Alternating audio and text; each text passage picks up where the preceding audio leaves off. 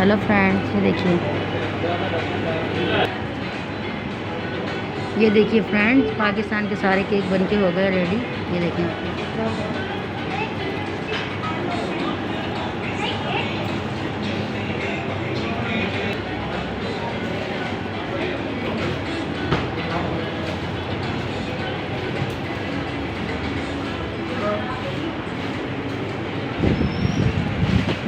Person है।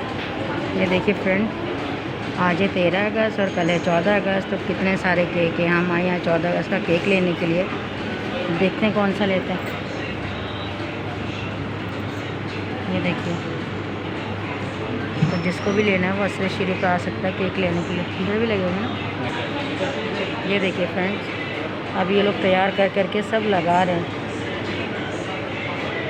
यहाँ पे लगे हुए हैं।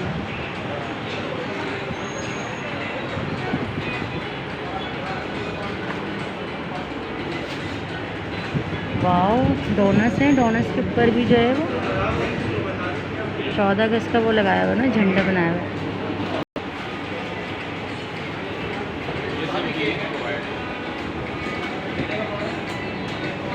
ये देखिए, इन्होंने 14 अगस्त का सजाया हुआ है। देखिए, हम इस टाइम मौजूद हैं असर शीरी पे।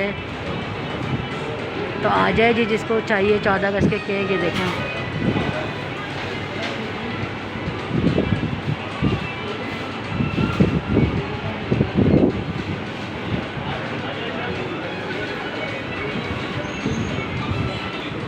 हमने अपनी पसंद का केक ले लिया है, हमने निकलवा लिया है। चले